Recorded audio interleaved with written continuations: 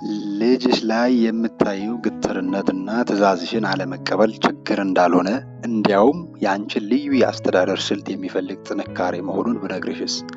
ወላጆች ያላችሁት ብሊ ወላጅ ቻናል ላይ ነው። ስለ ልጆች የአስተዳደግ ስልቶች፣ ልበ ሙሉና ኃላፊነት የሚሰማው ልጅ ለማሳደግ የሚጠቅሙ በሳይኮሎጂ ምርምር የተደገፉ ሀሳቦች የምናቀርብበት ነው። የዛሬው ርዕሳችን ብዙ ወላጅ የሚቸገርበት ልጆቻችሁ የምትሉትን አለመቀበልና ግትር ሲሆኑ ምን እና እንዴት ማድረግ እንዳለባችሁ እንጠቁማለን።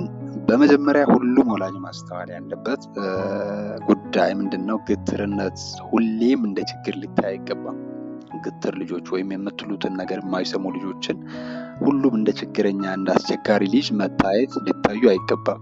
አንዳንዴ ግትርነትና ትዕዛዝ አለመቀበል የልጆች ራሳቸውን እየቻሉ መሆኑን የሚጠቁም ሊሆን ይችላል። ይህንን መቀበል ብዙ ሰው ቢቸገርም ማለት ነው፣ ብዙ ወላጅ ይህንን አምኖ ለመቀበል ቢቸግረውም ምን ላርግ የሚለውን ነው አጠር አድርገን ወደ መፍትሄው እንገባለን። የመጀመሪያው ምክንያታቸው ምንድን ነው የሚለውን እወቁ። ግትር የሆኑበት ወይም ይሄ ትዕዛዝሽን የምትሰጪው ትዕዛዝ እንዲያታርግ የምትይውን እንዳይቀበል ያደረገው ነገር ምንድን ነው? ምክንያቱ ህፃናት ግትር የሚሆኑበት የራሳቸው ምክንያት አላቸው። ለምሳሌ ድካም፣ ረሃብ፣ ፍርሃት ወይም ደግሞ የወላጅ ትኩረት ለማግኘት ሊያደርጉት ይችላሉ። ለምሳሌ የሆነ ስራ አዛችሁ ያንን ለማድረግ ካልፈለጉ ረጋ በማለት እስቲ ለምንድነው ይሄን ያዘዝኩህን ለማድረግ ያልፈለግከው ብሎ ማድመጥ፣ ቁጭ ብሎ እምቢ ያሉበት የራሳቸው ምክንያት ይኖራቸዋል። ኦፊስሊ ይህን እድል ስትሰጧቸው የመደመጥ ክብር ይሰማቸዋል። የመደመጥ ኦኬ እናቴ አባቴ ያደምጠኛል፣ ይሰሙኛል አይነት ፊሊንግ ነው፣ ኢንተርናል ፊሊንግ ነው የሚሰማቸው። ይሄም ከቅጣትና ጩኸት በበለጠ ጸባይን ለማስተካከል ያግዛል። ስለዚህ የመጀመሪያው ምክንያታቸውን አድምጧቸው፣ ምን እንደሆነ ስሙ መጀመሪያ። ሁለተኛ አማራጮችን ምንድን ማድረግ ማሳነስ። አማራጮችን ማሳነስ ምን እንደሆነ ቀጥሎ ላብራራው። ልጆች ለምሳሌ አላስፈላጊ ጫና እየተደረገባቸው እንደሆነ ሲረዱ ግትር መሆን፣ እምቢ ማለት ዝንባሌ ያሳያሉ እና በተቃራኒው ደግሞ አማራጭ ሲሰጧቸው የመተባበር የመሰማት እድል ያገኛሉ። ለምሳሌ ወላጅ አሁኑኑ የቤት ስራዬን ጀምር በማለት ፋንታ የቤት ስራዬን አሁን ትጀምራለህ ወይስ ከ20 ደቂቃ በኋላ በማለት ሁለት አማራጭ ቢሰጥ አንደኛውን ይመርጣል። ነፃነት ሰጣችሁ ማለት ነው፣ አማራጭ ሰጣችሁ ማለት ነው።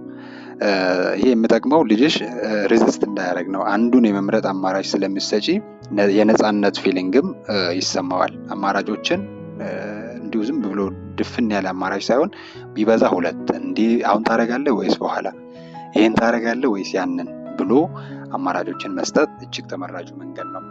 ልጆቹ ስታቦርን እንዳይሆኑ ነው የሚያደርገው። ሶስተኛ ምንድነው? አላስፈላጊ የስልጣን ፉክክር ማስወገድ። እንግዲህ ብዙ ወላጅ ሳያስቡት ወላጆች ከልጃቸው ጋር አላስፈላጊ የስልጣን ፉክክር፣ የፓወር ስትራግል የሚሉት አይነት ማለት ነው፣ ፖለቲክስ ላይ እንደዛ አይነት ውስጥ ሲገቡ እናያለን። አንቺ ነሽ እኔ ነኝ ይህን ቤት የማስተዳድረው ወደ ማለት ሁሉ የሚደርሱ አባቶች እናቶች አሉና፣ ለምሳሌ ወላጅ አሁኑኑ ስልኩን አስቀምጪ ስል ቀጥታ እምብ ልል ትችላለች ልጅሽ። ከዚህ በኋላ እናት ትናደድና እንዲህ ነችና ብላ ተነስታ በጥፊ። ይሄ ቀጥተኛ ግጭት እንጂ ዲስፕሊን ማስተማር አይደለም። ብዙ ጊዜ ተመራጩ አካሄድ ምንድነው? ሳይጮሁ የቤቱን ሕግ ማስረዳት። ምግብ ሲበላ ስልክ ማየት አይቻልም ብሎ ማስታወስ። ከዚህ ቀደም ያወጡት ከዚህ ቀደምም በሌሎች ቪዲዮዎች የሰራሁት አለና ቋሚ የሆነ ሕግ ሊኖር ይገባል በሚል አንስቻለሁ። ስለዚህ ያንን ሕግ ማስታወስ። ምግብ ሲበላ ማዕድ ላይ ስልክ ላለመያዝ ከዚህ በፊት ተግባብተናል፣ ተስማምተናል፣ የቤቱ ሕግ ነው እናከብራለን ብሎ ያንን ማስረዳት ማስታወስ እንጂ አላስፈላጊ የፓወር ስትራግል ውስጥ መግባት አስፈላጊ አይደለም። አራተኛ ጥረቶችን ማድነቅ። ልጆች የሚሰሯቸውን ትናንሽም የሆኑ ጥረቶችን ምንድን ማድረግ አፕሪሺየት ማድረግ ማድነቅ። ለምሳሌ ሁሌ እሺ ባይሉም ነገር ግን አልፎ አልፎ የመታዘዝ ትናንሽ ጥረቶችን ማድነቅ። ለምሳሌ ልጄ ሳወራ ትኩረት ሰጥቶ ያዳምጠኛል፣ ሁሌ ደስ የሚለኝ ይሄ ባህሪው ነው ብሎ ማውራት ማድነቅ። ይሄ ትንሽ ነው፣ ግን በልጆች ስነ ልቦና ላይ የሚፈጥረው ተጽዕኖ እጅግ ላቅ ያለ ነው ማለት ነው። አምስተኛ በሁሉ ነገር አለመጮህ ወይም ትናንሽ የሚመስሉ ነገሮችን እንዲሁ መተው። እንዲሁ እንደ እናት ወይም አባት የልጅሽን ሁሉንም ነገር መስመር በመስመር መቆጣጠር አይጠበቅብሽም። አንዳንድ ትናንሽ ጉዳዮች እንዲሁ መተው ኢግኖር መደረግ ነው ያለባቸው፣ ተመራጭም ስለሆነ ማለት ነው ያ መንገድ ያ ስልት። ለምሳሌ ይሄ ነገር ወሳኝ ነው እንዲሁ ባልቆጣውስ ማለት ይሄ ነገር ወሳኝ ነው እንዲሁ እንትን ባልልስ ኢግኖር ባረግስ ማለት እና ትልልቅ እና የምር የእናንተን አቴንሽን በሚፈልጉ ጉዳዮች መቆጣጠር። ይሄ ከፍ ስል አላስፈላጊ ግጭትና የልጆችን የግትርነትና ትዕዛዝ ያለመቀበል ባህሪን ያስወግዳል ማለት ነው። ብልህ ወላጆች ሆይ ግትር ባህሪ ያላቸውን ልጆች ለማስተካከል 5 ዘዴዎች አይተናል። ችግሩ የልጅሽ ግትርነት ሳይሆን የአንቺ አያያዝ ነው። እንግዲህ ቢከብድም በግልጽ ማውራት ስላለብን ማለት ነው። 5ቱን አስታውሰን ጨርስ። አንደኛ ምክንያታቸውን ማወቅ መጠየቅ እና ማወቅ። ሁለተኛ አማራጮችን ማሳነስ፣ ይሄን ታደርጋለህ ወይስ ይሄንን ብሎ አማራጭ አሳንሶ መንገር ስትራክቸር አድርጎ ማለት ነው። ሶስተኛ አላስፈላጊ የስልጣን ፉክክር መተው።